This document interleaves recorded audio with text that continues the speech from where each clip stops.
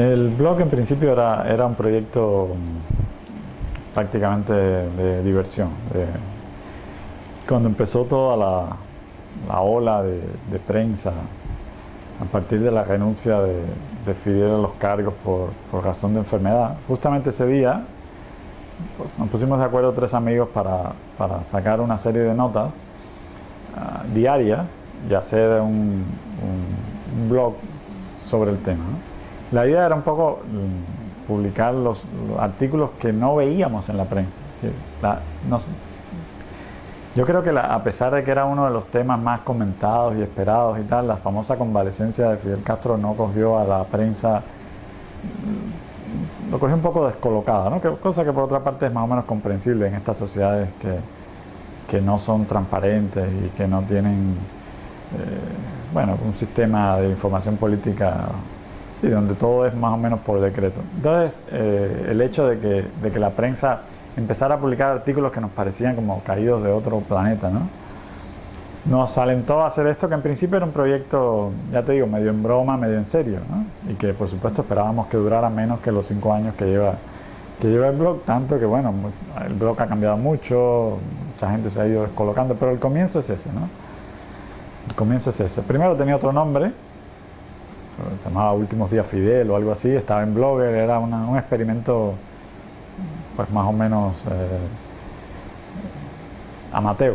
Luego yo creo que me pareció que valía la pena no hablar sobre una circunstancia concreta, sino extenderlo a una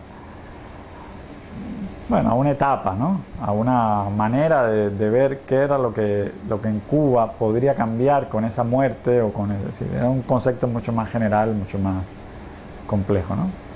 Mucha gente cree que los penúltimos días, o que el concepto de penúltimos días tiene que ver con el asunto de Fidel Castro, y hace mucho tiempo que no es ese el meollo del asunto, ¿no? Sí, penúltimos días es por una parte una referencia evidente a la situación cubana, que es una situación en la que la transición nunca acaba de llegar. ¿Sabes? Es una transición que siempre está demorada, siempre estás en el día antes del después. Y por otro lado es una cosa que tiene que ver con el asunto propiamente de la tecnología del blog, ¿no? ¿De qué se ocupa un blog? Bueno, pues de enlistar días y de convertirse en un flujo de acontecimientos o de noticias o de enlaces hacia algo que nunca se puede cerrar de manera definitiva, ¿no? En los diarios en papel, tú sabes, hay un límite, hay un deadline que está puesto por la fecha del periódico. ¿Sí? Hay una fecha de cierre, un horario, tú sabes que lo que vas a leer en papel al otro día cubre hasta determinadas horas de la madrugada del día anterior. El periódico, el diario en papel que conocemos como tal, se organiza una jornada, tiene una unidad de medida, si lo quieres ver así, que es la jornada, es decir, el día noticioso, de tal hora a tal hora. En un blog no es así, es decir, un blog es justamente la posibilidad de mantener la información como un flujo y no recortar de manera arbitraria, no cortar eso por determinadas circunstancias. Penúltimos días alude también, claro, es una reflexión un poco ya más sofisticada si se quiere, pero que no se deriva automáticamente del nombre, pero es algo sobre lo que yo he pensado muchas veces y tiene que ver un poco con ese concepto de las noticias en un blog. Es decir, ¿qué es lo que yo quiero hacer en un blog? Quiero hacer esto, quiero hacer un flujo de noticias que no está prefijado, que no tiene un marco como pueden tener los periódicos en papel y bueno, no tiene muchos otros marcos que sí tienen otros medios de prensa tradicionales, por así decirlo, ¿no? No, porque si fuera así yo hubiera mantenido el nombre original, que era Últimos Días Fidel. Los Últimos Días Fidel, no me acuerdo, era algo que por cierto estuvo en Cuba, seguía lo censuraron, porque esa fecha se censuraba por términos.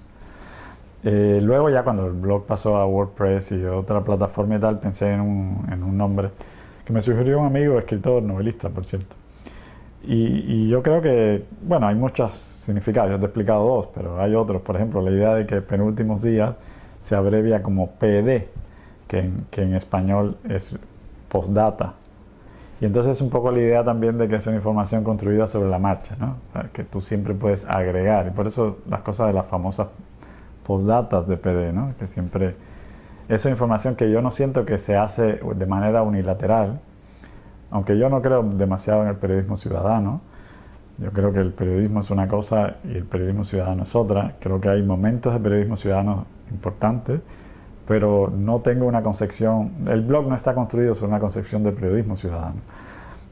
Respeto esa concepción, pero no la comparto 100%. Pero sí creo que es importante, si te ocupas de un blog que das información, saber que la información no está hecha de entrada, ¿no? Sino que siempre le puedes agregar, corregir, y que las personas que muchas veces me han dado muchos tips, bueno, por no hablar de los errores que me han corregido, ¿no? Entonces era un poco la idea de la postdata, ¿no? De que algo, tú pones un post y luego de alguna manera vuelves a la noticia. En la prensa tradicional es muy difícil ver un seguimiento de ciertas noticias, y de noticias del tema cubano muy poco. Muchas veces tú ves los reportes, te habrá pasado con el tema de agencias, que es donde sale prácticamente el 80% de información sobre el tema cubano de las agencias. Notas que están muy desconectadas, una saca un tema sobre otra, la otra lo imita, vuelve al tema, pero se olvida de los precedentes de que hace 3 meses sacaron ellos mismos una cosa que hubieran podido usar. Ahí la información es dispersa, no hay una práctica sistemática de dar seguimiento. Eso se hace con los reportajes, que como tú sabes es un tema, es el género más caro del periodismo. Tal vez sea el único, como dice uno de mis mentores periodísticos, una persona a la que admiro y tal, Arcadio Espadas, un periodista español, dice que el reportaje es prácticamente el único género periodístico que merece ser llamado periodismo. Entonces es un poco eso. En los blogs, a pesar de que sea una información sin duda más ligera, construida de otra manera, tienes que partir de la concepción de que siempre puedes añadir una postdata, ¿no? ¿Qué es lo que me motiva? Bueno, la verdad es que es una mezcla, es una pregunta que yo mismo me he hecho muchas veces, porque la verdad es que he llegado a perder horas, muchas horas de tiempo en cosas que, bueno, pues hubiera sido tal vez una carrera un poco más productiva. No digo que no me ha dado cosas el blog, sí me ha dado cosas, pero tal vez escribiendo, haciendo una carrera intelectual, pues otro tipo hubiera obtenido más. Yo creo que es una mezcla de varias cosas, ¿no? Yo a veces lo he definido, muchas veces es una mezcla de rabia. Y yo creo que no hay que subestimar el papel de los malos sentimientos en la construcción de un proyecto personal y sobre todo un proyecto que ha requerido tanta sistematicidad, porque muchas veces la verdad uno se pregunta, bueno, ¿para qué sigo con esto, no? Yo creo que sí, hay una rabia, la rabia evidente del exiliado, no te lo voy a negar. Sí. Las personas que, como en mi caso, llevamos más de 20 años fuera de Cuba, que cuando nos fuimos creímos que la situación cubana podía cambiar, que el cambio que de alguna manera ilusionó a mi generación, a la llamada generación de los 80, una generación de artistas e intelectuales en Cuba, para quienes las transiciones o el proceso de la perestroika o lo que sucedió en Europa del Este fue una referencia importante en su vida. Bueno, pues todas esas expectativas que creamos alrededor de Cuba se vieron frustradas y acabaron en una migración prácticamente masiva. Si tú haces una lista ahora de los artistas y de intelectuales, incluso yo te diría de la gente de talento que en los 80 marcó la vida habanera, pues descubres que muchos de ellos están fuera.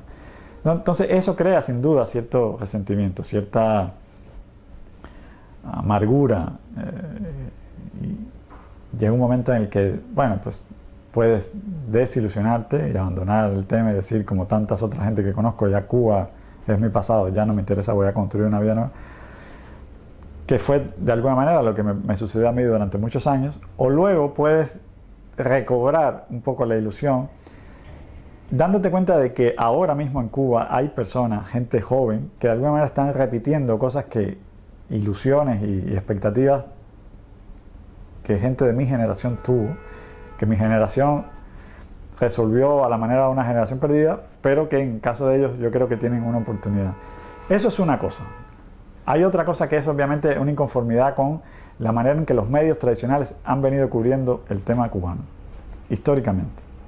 Y yo creo que muchas veces la gente me dice, pero ven acá, ¿cómo es posible que haya tanta gente que lee blog? Le digo, bueno, lo leen porque son cosas que no encuentran en otra parte.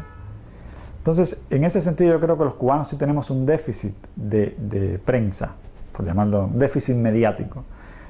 No porque no existan notas sobre Cuba, sino porque muchas veces son notas incompletas.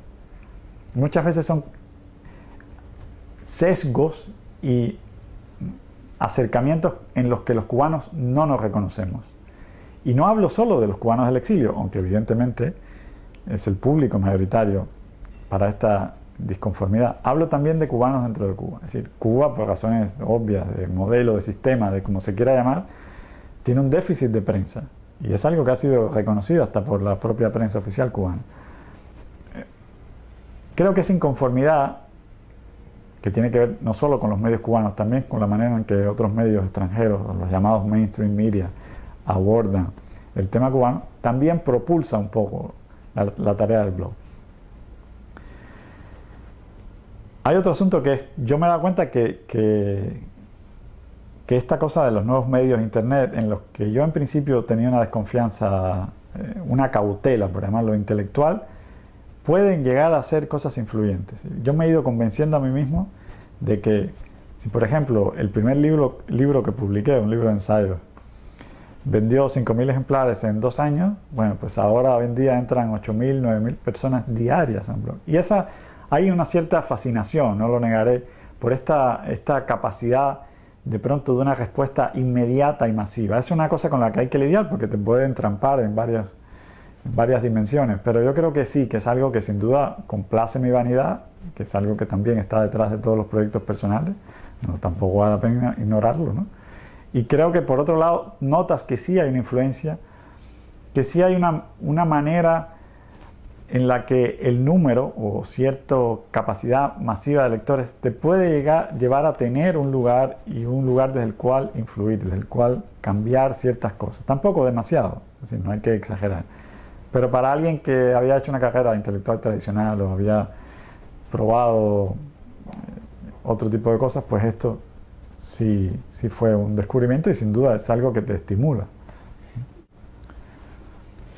Bueno, a ver, las estadísticas de páginas vistas en penúltimos días están abiertas. Es decir, es algo que yo he propugnado. Por diferentes razones no pongo todas las estadísticas, pero es algo que yo siempre he defendido, que hay que tener una referencia, que un blog que aspira a defender la transparencia en otros medios, que exige transparencia, tiene que ofrecerla y tiene que dar un poco la medida de su trabajo, ¿no? Penúltimos días he estado teniendo en los últimos 2 años un promedio de 2,5 millones, 3 millones de páginas vistas al año. Una cantidad.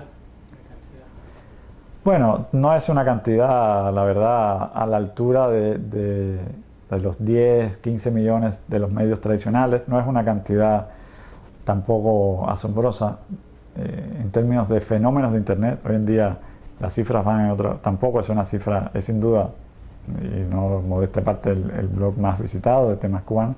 Pero yo creo que también el blog lo leen las personas hoy en día que lo tienen que leer.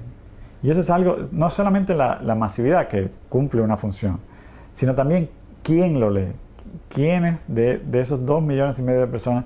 Y por supuesto es un blog que a mí me interesa que se lea en Cuba y que se lea actualmente en Cuba por diferentes razones, algunos para criticarlo, otros para usarlo para diversos fines, pero es un blog leído en Cuba, cada vez más leído en Cuba, que tiene a Cuba como su tercer país que genera más visitas, teniendo en cuenta que las limitaciones de acceso que hay en la isla, pues yo creo que es un dato importante.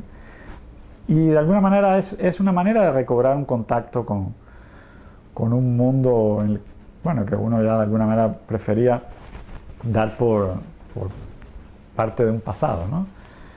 Ahora, yo sí he tenido un poco la idea de que había que hacer un puente, y en ese sentido siempre ha sido una preocupación. Había que hacer un puente entre una cultura de blogs que ya existía cuando Penúltimos Días empezó a funcionar.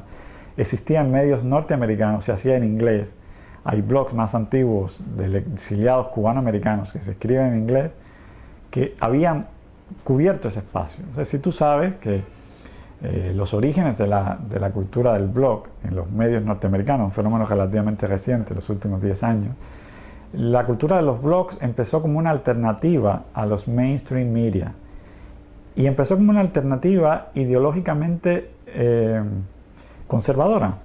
Es decir, muchos medios que no se sentían representados, o muchas opiniones que no se sentían representadas en los periódicos así llamados liberals, ese famoso odio contra la cultura liberal de la costa este y todo esto. Bueno, pues mucha gente que sentía que esos medios de tendencia mayoritariamente liberal, en el sentido norteamericano de la palabra, por supuesto, no representaban sus opiniones, pues empezaron a usar Internet como una red de agitación, como una red de comunicación. The Drudge Report es el blog más emblemático en este sentido, Instapundit también. La figura del bloguero en Estados Unidos, en la cultura norteamericana, surgió como una alternativa conservadora a la prensa liberal, al mainstream media liberal. Por supuesto, eso fue solo al comienzo. Después, los blogs y la cultura de los blogs se extendieron y ahora, pues tú no puedes decir que haya un sesgo ideológico en el medio. Pero en un principio sí fue así. Luego, yo creo que ocurrió lo inverso, ¿no? La lógica, estos llamados de los medios, esa capacidad de adaptación, ¿no? De alguna manera recuperaron el medio y empezaron a pensar en Internet y en las redes sociales como otra manera de recuperar la cultura liberal, o de armar la cultura liberal, o de despojarlas de algunas cosas y volverse a comunicar. Y bueno, el ejemplo supremo de todo esto es obviamente el uso que se hizo de las redes y de Internet en la campaña de Obama, ¿no? Sí, pero ese hilo que va de los últimos 7, 8 años, desde el uso de los primeros blogs políticos, te estoy hablando, como Drudge Report, tal, a la entronización de Obama por el Huffington Post, es un giro interesante. A mí me interesaba, yo he seguido ese proceso de cerca y me interesaba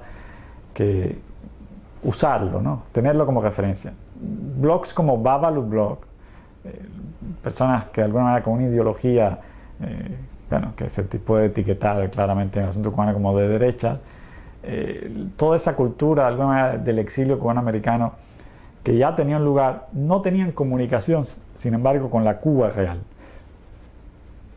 Es algo que ellos mismos han reconocido y que yo creo que ellos habían usado el medio, lo habían usado antes, lo habían usado bien, habían creado incluso un lugar y un lobby mediático, tenían sus lectores, tenían sus seguidores, pero estaban un poco desconectados con lo que pasaba en la isla, por razones obvias. Eran personas que llevan mucho tiempo fuera de Cuba, que la situación en Cuba era muy hostil para tener una relación fluida. Entonces, a mí lo que me interesó durante mucho tiempo fue conectar esa cultura de los blogs, que ya existía en un medio cubano-americano, conectarlo con la Cuba real, conectarlo con lo que en definitiva pasaba en Cuba, con una interpretación obviamente no sacada de la propaganda oficial, pero buscar a gente que estuviera en Cuba y que un poco pudiera comunicar y usar estos instrumentos que cada vez estaban apareciendo más en otros medios, que estaban convirtiéndose en un reto a la prensa tradicional. Cuando yo empecé a hablar del blog de Giovanni Sánchez, por ejemplo, prácticamente nadie se ocupaba de eso, nadie le interesaba. Otros blogs antiguos, algunos anónimos, otros no, me interesó mucho eso. Es decir, yo quería conectarlo, quería que la gente pudiera ir a un blog y no tener que navegar por 80 blogs cubanos de direcciones desconocidas que apenas tienen seguidores, sino que en un lugar estuviera todo pues condensado. Es decir, yo creo en la sindicación, como se dice. Creo en que la gente prefiere ahorrarse tiempo y tener acceso a algunos medios si tú eres capaz de ofrecerles un filtro suficientemente interesante. Bueno, Giovanni Sánchez es el ejemplo típico del periodismo ciudadano y del blog tradicional aplicado a un medio en el cual sencillamente no había prensa. Eso es su gran virtud. En algún momento se podrá convertir también en una limitación, porque obviamente Giovanni Sánchez no es perfecta, a pesar de que todo el mundo siempre me oye hablar maravillas de Giovanni Sánchez, pero yo creo que es algo que hay que entender en su contexto. ¿Sí? Redescubrir o otorgarle un lugar al periodismo ciudadano o a la crónica del blog diario personal en tono íntimo. Giovanni empezó a hablar para los cubanos en primera persona Y eso rompió no solo con la retórica de la prensa oficial cubana, sino también con la retórica del exilio. El fenómeno más interesante, más, a mi juicio, avasallador de Giovanni es la capacidad de consenso que ha conseguido entre los cubanos, la capacidad de volverse a conectar con un exilio que parecía otro mundo paralelo a los acontecimientos que pasaban en Cuba. Desde el famoso caso Elián, hasta que la aparición de Giovanni Sánchez, hay una especie de brecha muy importante en la comunicación del exilio con Cuba. Y Giovanni Sánchez fue capaz de romper esa incomunicación. A ver, la oposición en Cuba tiene muchas etapas, ¿no? Yo muchas veces me he molestado o he dado opiniones sobre la oposición en Cuba.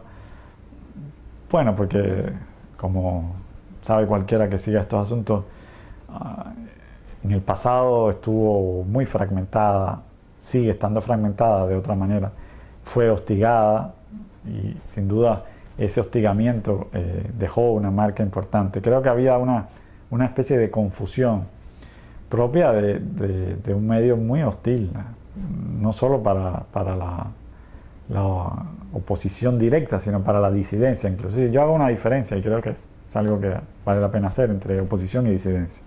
Una buena parte de la oposición surge o viene hecha por personas que de alguna manera estuvieron vinculados al sistema. Eso es disidencia. Tú disientes de algo en lo que estuviste incorporado antes. La oposición es otra. Hay grupos también opositores. Todos esperábamos más de la oposición cubana, sin duda. Si hay miles de peros, una larga lista. Pero hace poco leí un artículo de Raúl Rivero que me interesó y me pareció justo, ¿no?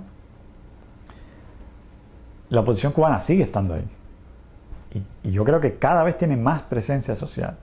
A veces con acciones episódicas, sometidas a arrestos, a veces uno le parece que es como arar en el mar porque Cuba sigue estando en otra parte o no han conseguido un consenso social o una visibilidad social. Pero hay que tener en cuenta que Cuba tiene todos los medios y no ha escatimado esfuerzo, como se diría, para bloquear cualquier posibilidad de oposición con consenso dentro de la isla. Enseguida que las damas de blanco empezaron a salir a la calle o empezaron de alguna manera a conseguir una visibilidad en ciertas protestas, el gobierno cubano hizo toda una campaña, dedicó todos sus esfuerzos y al final prefirieron pagar el precio de liberar a personas que estaban en prisión injustamente. Pero ellos nunca hubieran cedido si no hubiera sido por un cálculo de beneficio. Yo creo que sí, que hicieron el cálculo y se dieron cuenta de que por ese camino no iba a ninguna parte, ¿no? Y las damas de blanco, mucha gente no lo ve así, pero es el primer movimiento de oposición no violenta exitoso. Yo creo que es un movimiento exitoso, es casi de manual. Obtuvieron lo que estaban buscando. Bueno, sin duda tuvieron que sufrir para ello, ¿no? Y creo que ese éxito, porque puede ser llamado así, y esa visibilidad y ese cambio en la atención mediática hacia la oposición ha beneficiado a la oposición en Cuba. Y hoy en día es un elemento a tener en cuenta. Hace 5 o 6 años no lo era. Muchas veces se me ha acusado de pro-norteamericano en estos asuntos, ¿no? Yo te voy a decir con absoluta franqueza, yo cada vez que estudio la historia de Cuba o cada vez que analizo las determinadas circunstancias históricas, la tradición del nacionalismo cubano, asuntos mucho más complicados que el devenir político diario, cada vez me convenzo más de que es imposible excluir por completo a Estados Unidos de una ecuación política y social en Cuba, en la Cuba del futuro. No solo por el dato del exilio, es un exilio creado por Cuba, ¿sí? Es una cosa, sino también por cuestiones culturales más antiguas. Cuba es un país profundamente pro-norteamericano en su cultura y en sus patrones incluso de comportamiento. Cualquiera que vea la manera en la que reaccionaron, la manera en la que se trató el tema de Estados Unidos en los primeros años de la Revolución, se dará cuenta de que había un nacionalismo muy fuerte, pero había también una atracción muy fuerte por lo que representaba Estados Unidos, ¿no? Yo creo que Estados Unidos debe jugar un papel en la transición cubana. Así que no creo que debe intervenir de manera directa en sucesos políticos, no creo que debe ni siquiera monitorear desde arriba lo que pasa en Cuba. Creo que el cambio real en Cuba vendrá de los cubanos, sin ninguna duda. Creo también que el exilio jugará un papel. Pero el punto en el que los 50 años de revolución han colocado a la sociedad cubana solo podrá ser restaurado, solo podrá ser sanado con una ayuda y con una tutela inteligente de un gobierno de los Estados Unidos preocupado por recobrar un ideal civilizatorio, si lo quieres decir así. Obviamente esto no suena nada bien para la tradición del nacionalismo revolucionario, ¿no? Pero yo creo que esa tradición del nacionalismo revolucionario es en el fondo la principal culpable de que hoy en día se vean así las cosas, o que yo vea así las cosas. Yo que soy una persona nacida en el 68, he llegado a esta conclusión a través de los años. ¿Sí? No era así la situación en los años 90, pero la crisis ha llegado a tal punto de que es muy difícil imaginar un escenario civil en Cuba fuera de un ejemplo o fuera de una tutela de un país con las instituciones que tiene Estados Unidos o con la manera de entender las transiciones que ha venido desarrollando Estados Unidos. No estoy hablando de opciones militares, que en su momento las ha habido, pero hace poco yo me encontraba con un grupo de personas que estaban hablando del tema de Irak y decían, bueno, Irak está mejor ahora que con Saddam Hussein.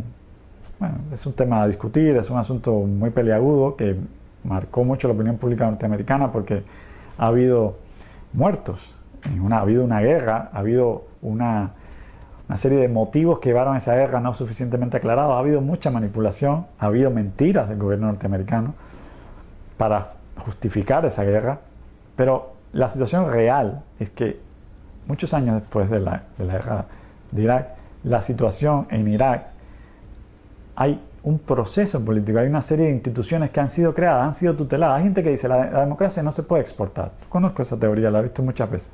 No, la democracia sí se puede exportar.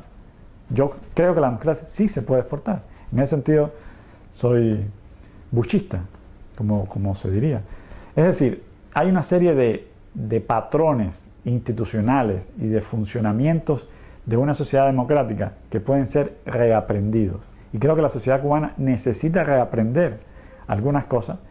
Y es obvio que lo haga con la persona que en el país que ha estado ahí durante muchísimo tiempo, no solo por razones geográficas, sino también por una serie de razones culturales.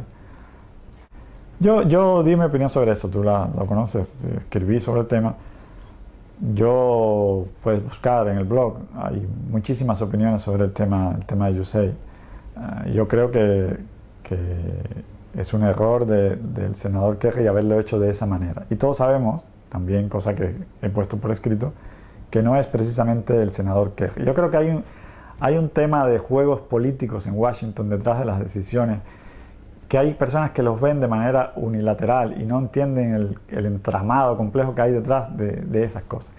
Bueno, ¿por qué creo que es una decisión equivocada? Por varias razones. La primera, porque es inútil. Es decir, el congelamiento parcial de los programas no llevará a una revisión exhaustiva y necesaria de esos programas. Es simplemente cortarlos en el momento o hacer un delay en el momento en que yo siento que más lo necesitan los opositores en Cuba. Entonces, es un cuestionamiento inútil en ese sentido, porque usa 4 medias verdades para mover la situación hacia un punto de vista donde simplemente no hay movimiento, solo inercia. Entonces, todos sabemos cómo funciona la política en Estados Unidos, todos sabemos cómo funcionan los lobbies políticos en Estados Unidos, y todos sabemos que el congelamiento propuesto por el senador Kerry tiene una fecha de expiración. Se van a mover intereses políticos en Estados Unidos, no por gusto los cubanos del exilio.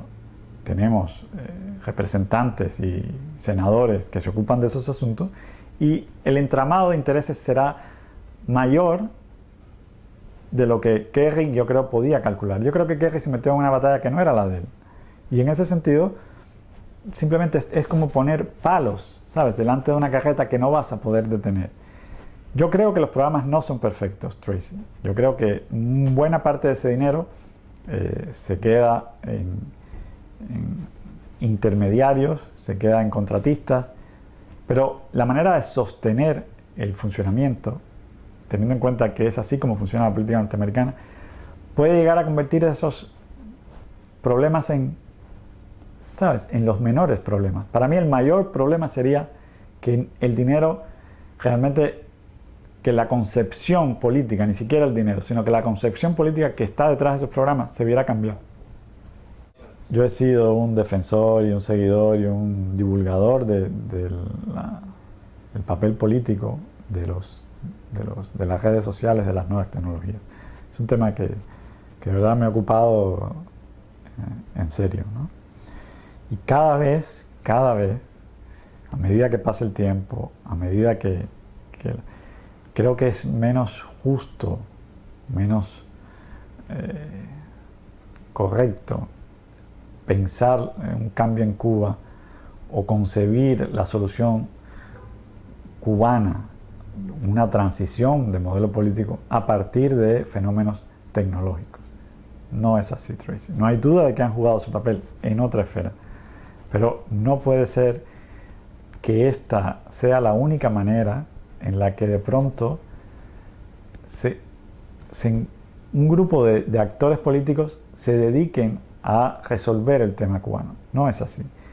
Las nuevas tecnologías y las redes sociales tienen la gran ventaja, ¿sabes?, y lo veo cada vez en la política de esta administración, de que son instrumentos asépticos.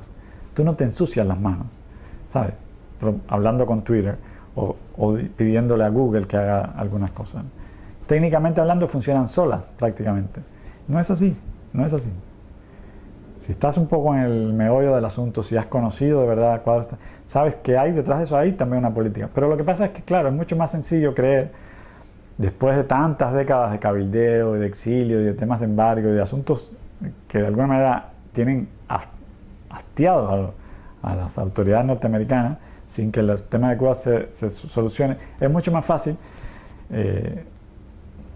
confiar en el papel prácticamente solo de las nuevas tecnologías para liberar una sociedad que arremangarse la camisa y ponerse a hacer políticas de verdad.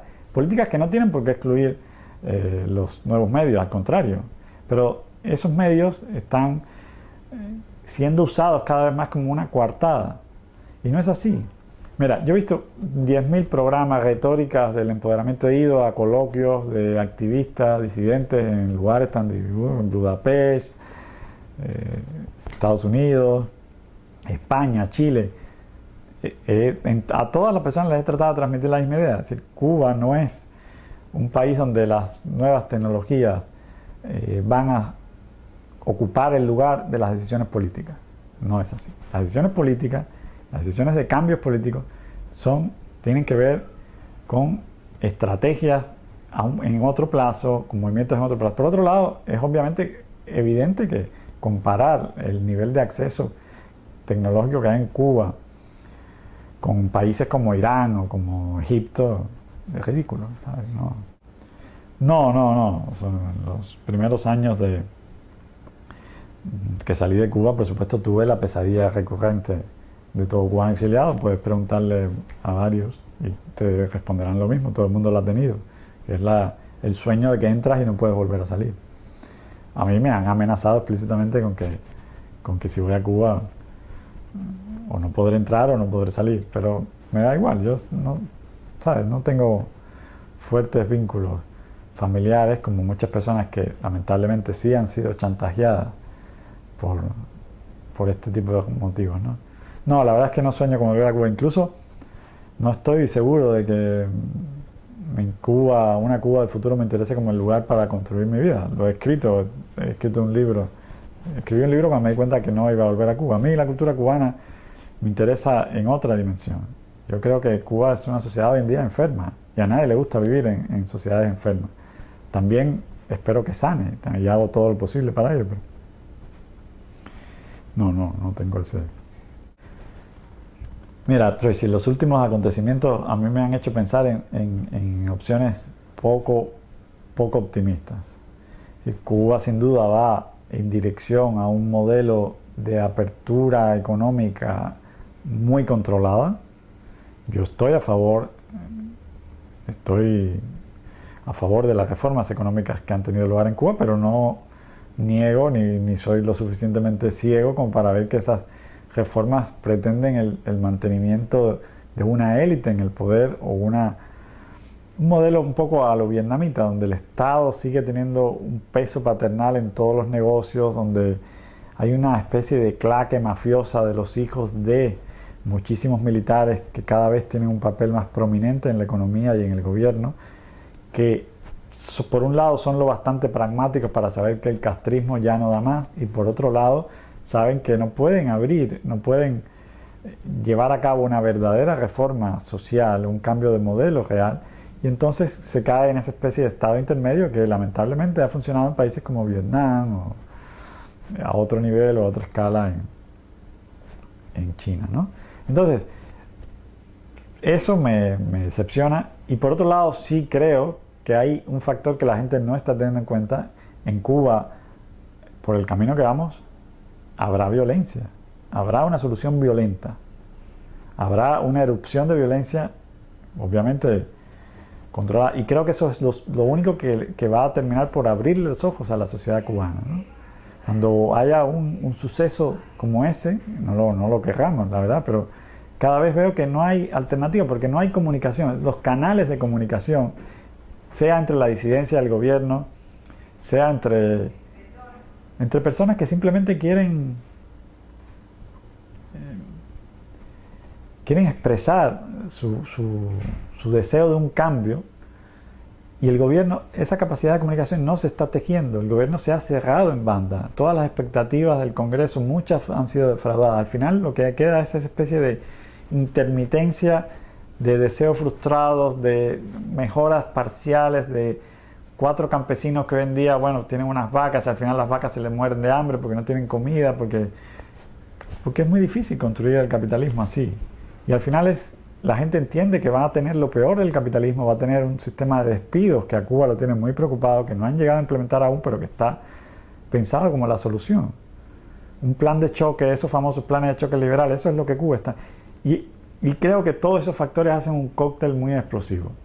Esa incapacidad de comunicar, esa incapacidad de circular ideas y aspiraciones, sobre todo de gente joven. Y por otro lado, ese camino cada vez más ciego del gobierno hacia una incapacidad de revisión de los asuntos fundamentales sobre los cuales se ha edificado la revolución. Y la frustración de expectativas sociales como las políticas médicas, que ya son prácticamente insostenibles. La muerte de Fidel Castro y Raúl Castro, te lo digo con yo creo que eso es un elemento fundamental en la ecuación. Creo que Washington también le ha apostado a esa carta del juego. Creo que será no tanto por el hecho de los poderes reales o la división de poderes en el caso o la carga de poderes en el caso de Fidel Castro, que hoy ha sido desplazado a una zona de propaganda y relaciones internacionales y tal, sino por la cosa simbólica. O sea, Cuba se niega a hacer una revisión o a aceptar que el líder histórico de la revolución está ya senil y en franca, digamos, no diré decadencia, porque la decadencia cubana empezó hace mucho, pero se niega a aceptar que Fidel Castro puede morir.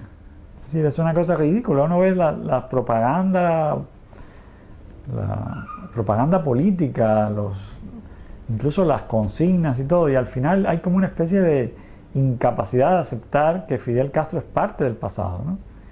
Y bueno, sí, tenemos todas esas teorías famosas que dicen que su legado será inmortal, cuando la realidad es que su legado se está desbaratando cada día.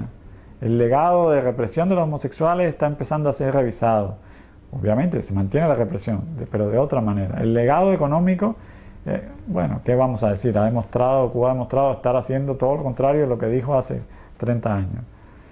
Entonces, el legado por un lado se está descomponiendo en realidad y por otro hay una especie de cierre retórico, propagandístico, incapacidad de aceptar. Entonces esa muerte, por el poder simbólico que va a tener una repercusión, sin duda, importante. Mucha gente se va a sentir huérfano. Y al mismo tiempo habrá que empezar a repensar. Y por supuesto yo sí creo que la capacidad de reforma que va a emprender, que ya ha emprendido Raúl Castro, se verá beneficiada obviamente con la ausencia de Fidel, porque no habrá esa especie de mirada vigilante. Yo sí creo que Raúl Castro es una persona más práctica, sin duda. A ver, una persona no se puede pasar haciendo un blog toda la vida. Eso es algo que hay que aceptar. Los blogs nacen, se desarrollan y mueren, como casi todos los medios de prensa. Tienen su historia, tienen su lógica, y la lógica de un blog no es una lógica para durar. Yo creo que de Penúltimos Días ha durado bastante. Va a cumplir 5 años. Yo siempre dije que el día que se muriera Fidel, que fue un poco la cosa simbólica de los rituales, un blog tiene sus rituales también, ¿no? El blog iba a dejar de estar. No quiere decir que ese día Cuba va a cambiar, pero ese día yo creo que sí comienza otra cosa, ¿no? Yo no estoy tan seguro de que yo quiera seguir haciendo el blog y comentando infinitamente un proceso que sin duda va a ser largo. Yo traté de hacer un archivo. Si yo reviso los links para que no pierdan validez, trato de pensar en cómo se va a leer dentro de unos años, ¿no? Entonces, bueno, el blog no se autodestruirá instantáneamente el día de esa muerte, pero sí empezará a tener los días contados, ¿no? Muy bien. Yo no tengo ninguna otra pregunta. ¿Hay algo que quieres añadir? Yo sí quisiera hacerte un comentario. Es un comentario ya más sobre tu trabajo y las cosas personales. Lo hemos hablado otras veces, pero me gustaría dejarlo y que un poco también formara parte, porque no voy a ser yo el único que hable en cuestión. Yo te he dicho en ocasiones, me parece que has hecho un excelente trabajo recogiendo testimonios que son muy importantes, testimonios que nadie más ha recogido, observando una realidad muy compleja como es las relaciones de Cuba, Estados Unidos, los programas de ayuda, el movimiento independiente de blogueros en Cuba, la manera en la que los medios cubanos han respondido, en fin, una serie de cuestiones complejas, sin duda, ¿no? Y difícil de tener como testimonio. Y bueno, de verdad no porque estés aquí, pero creo que merece ser reconocido ese trabajo. Y sencillamente quisiera que en algún momento tuvieras en cuenta que una buena parte de los cuestionamientos hacia los programas de Estados Unidos y hacia la política norteamericana que puede hacer la prensa independiente con absoluto derecho, empieza a ser manipulado y usado por medios cubanos. Entonces, a mí me gustaría que un buen periodista, como yo creo que tú eres, nunca perdiera de vista ese otro lado de la moneda, ¿no? Que es que estamos hablando de una sociedad cerrada, estamos hablando de una sociedad donde la propaganda juega un papel, donde muchas veces se reproduce una información, no tanto por la fidelidad al periodismo o a la verdad que contiene esa información, sino dentro de un esquema de manipulación más complejo. Es algo que no podemos evitar, ni tú, ni yo, ni nadie. Pero creo que un buen periodista debe tener siempre un ojo puesto en eso. Y en ese sentido yo también te invito a que tengas el ojo puesto en la capacidad de manipulación de lugares como Cuba Debate, en las mentiras que te pueden decir un blogger pagado del portal de Cubasí. Es decir, yo creo que hay derecho a mostrar todo el espectro de opiniones y hay derecho a darle la palabra a todo el mundo.